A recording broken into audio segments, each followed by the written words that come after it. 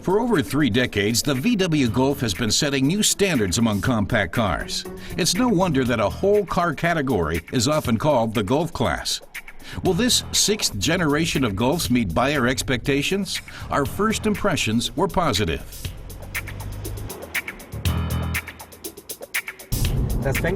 Car tester Mathis Kurat says he's impressed by the new Golf's quality workmanship, such as the materials used on the dashboard and details like the cloth panel in the door pocket.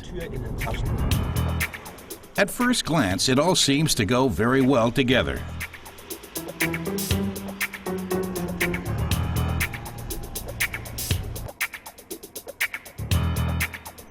The Golf 6 is almost identical to its predecessor from a technical perspective, but on the outside, there have been some striking changes.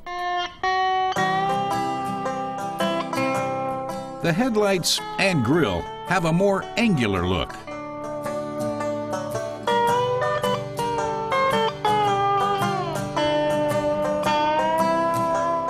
So does the rear profile and hatch. The newly designed taillights resemble those of the Scirocco. On the whole, the Golf 6 has a dynamic and sporty look. The interior is typical for a VW. It's tidy, but not very moving. The seats are comfortable and offer great lateral support. And there are latch mounts in the back to anchor a child safety seat.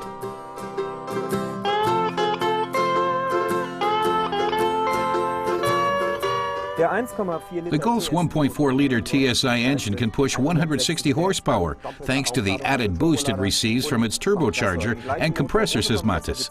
Another version is available without the compressor, which has 122 horsepower.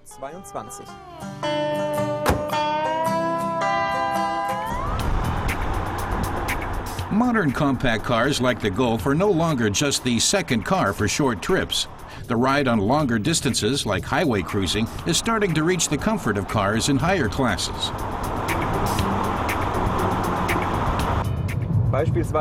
Mathis cites reduced noise levels as one example. He says the noise is low enough to ensure a comfortable ride, even when driving fast over long distances. But the Golf's 4-cylinder engine's fuel consumption at high speeds is about 9 liters per 100 kilometers, making it almost as bad as some cars in higher classes. One positive high-class feature is the car's park assist. Mathis is testing the park assist. It's easy to activate, just the press of a button, and the car begins searching for a big enough space to pull into. He says that once the car has found what it's looking for, the driver need only put the car into reverse and simply use the clutch, brakes, and gas without the steering wheel. Mathis concedes that he's a bit uncomfortable relinquishing control of the car, but once you've learned to trust the device, the park assist actually works. Das Auto einparken lassen. The car has successfully parked itself, says Mathis, but then again, it was such a big parking spot that anybody could have managed to park the car without the park assist, especially since he's got a rear backup camera on the vehicle. The park assist is probably one extra that a buyer could just as well do without. But all in all, there's little to complain about in VW's current compact class. We'll let our expert, Mathis Kurat, sum it up for us. He says the price of a new Golf with 160 horsepower engine starts at 22,200 euros in Germany. For that, you get a solidly built car that is lean on standard features. Extras such as sports seats, leather upholstery, navigation system, and park assist may not be necessary, says Mathis, but if you want them, you're looking at a 30,000 euro price tag. You decide for yourself if it's worth it.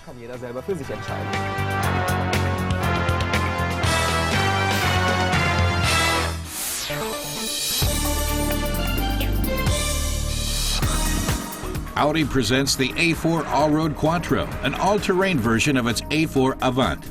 Like its A6 Allroad big brother, the Quattro's not to be missed with its elevated chassis, rugged bumpers, and underbody protection. The four-wheel drive Quattro Automatic S-Tronic ensures good traction and forward thrust, even on soft, loose surfaces, but drivers should stay away from the most extreme terrain in the A4 Quattro.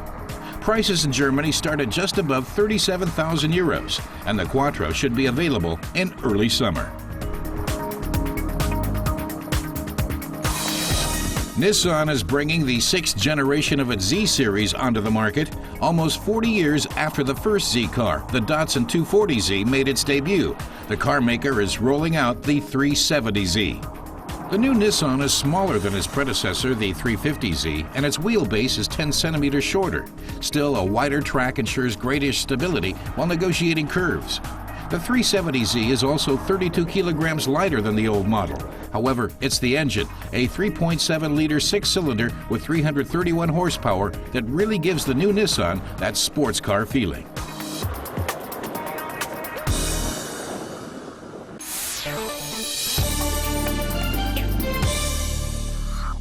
This is what it will look like, the new 5 Series Gran Turismo from BMW. It's supposed to create a new vehicle segment for what the carmaker calls a progressive activity sedan. BMW has taken all the strengths of its classic models, the sedan, SUV, and station wagon, and bundled them into one vehicle. The result is part X6, part 7 Series. It's a model for individualists, but one that proved a special challenge for its designers, as BMW's head of design explains. He says that this new vehicle is about creating something that didn't exist before. They wanted to combine luxury with functionality in a new vehicle concept, but one that clearly stood out as a BMW. He compares it to trying to square a circle. The coupe-like roofline is high, 10 centimeters higher than the standard 5 Series model. And the 5 Series GT is long too, almost as lengthy as a 7 Series. The vehicle's lines are powerful, creating an exciting play of light and shadow. Its outer appearance is supposed to emphasize the 5 Series GT's sovereign and luxurious nature. Adrian van Hooijdonk says, ideas like this need working out. At BMW, a design is developed in a design competition, which involves briefing the design team, who then start creating draft designs.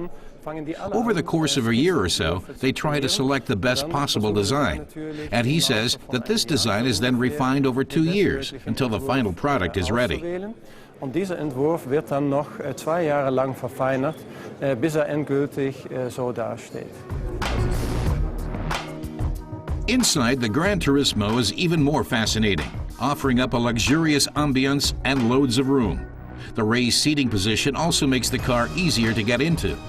The center console stretches from the front all the way to the back, where there's space for 2 passengers to sit in roomy, individual seats.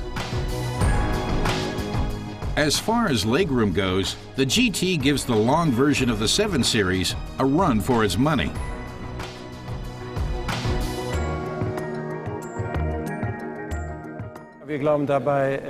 BMW's head of design believes they've created a genuinely new vehicle, one that might even establish a new vehicle category. He says the car is extremely well suited to traveling in style.